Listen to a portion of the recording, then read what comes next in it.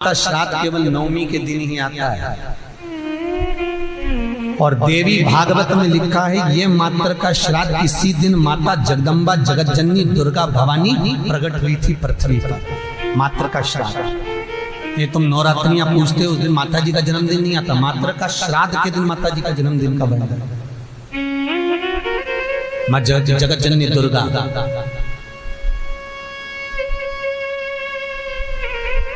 मात्र का श्राद्ध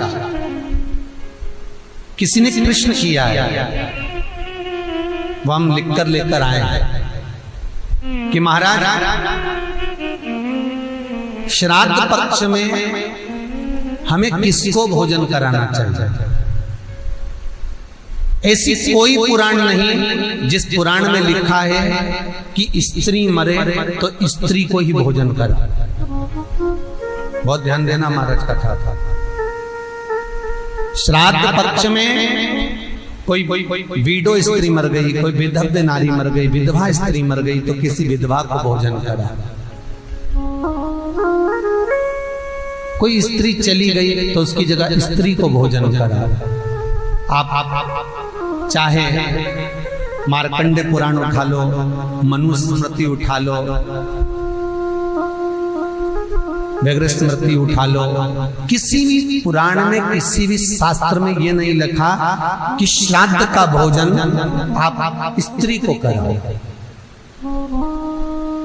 हर पुराण में एक ही बात लिखी है कि ब्राह्मण वो जो पूजन करता है, ब्राह्मण वो जो गायत्री करता हो, ब्राह्मण वो जो भगवत भजन करता हो, ब्राह्मण वो जो मंत्र का जाप करता हो, ब्राह्मण वो जो नित्य प्रति संध्या करता हो, ब्राह्मण वो जो मंत्र का स्मरण करता हो, वेद और पुराण का ज्ञाता हो, ब्राह्मण वो जो भगवान की सेवा में तल्लीन रहता हो, ब्राह्मण वो जो कंधे पर जनेऊ धारण करता हो, ब्राह्मण वो जो मस्तक पर त्रिपुंड धारण करता हो, ब्राह्मण वो जो जिसके मुख से गायत्री का नित्य प्रति स्मरण होता हो, उसको भोजन कराने का श्राद्ध में हक है। अब ये भी समझ लो कि अगर स्त्री मरी तो स्त्री के श्राद्ध में क्या स्त्री को ही भोजन कराना चाहिए?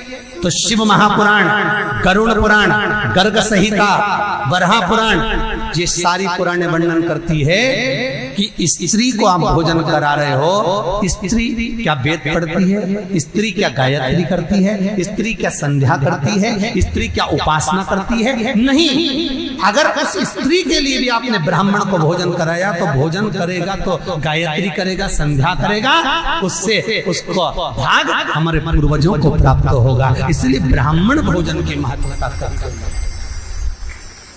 फिर दूसरा क्रम कहा गया, मान लो अगर कोई सौभाग्यवती नारी चली गई, सुहागन स्त्री चली गई, कोई पति के साथ सती हो गई, कोई ऐसी स्त्री गई है तो स्पष्ट कहा गया है महाराज, हमारे यहाँ मनुस्मृति में कहा गया कि अगर कोई सौभाग्यवती नारी चली जाती है तो उसको केवल स्त्री को भोजन नहीं कराना है, उसके साथ उसके पति को भी भोजन पर बुलाना है, तब भोजन के श्राद्ध का भाग प्राप्त होता है। नहीं तो वो स्त्री जिसका तुमने श्राद्ध करा है, केवल एक नारी को सौभाग्यवती को बुलाकर भोजन करा दिया, साड़ी दे दी, चूड़ी दे दी, बिंदी दे दी और वो चली गई, तो वो नारी साल भर में स्वप्न में पूरे घर को दिखेगी जरूर, कभी भी दिखेगी पर दिखेगी, ये पक्का।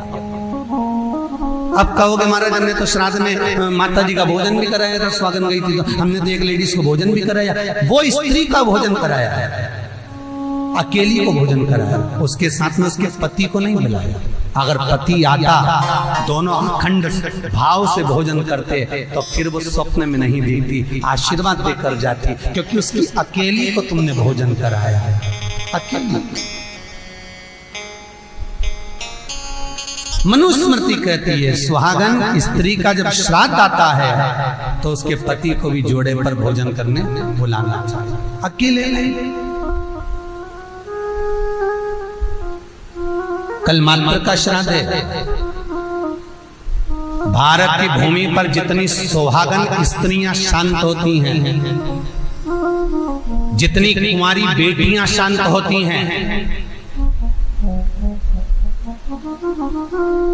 जितनी भी स्त्रियां जिनकी तिथि भी याद नहीं है वो शांत हो जाती हैं। नवमी तिथि उन मातृकाओं का श्राद्ध का दिन रहता है।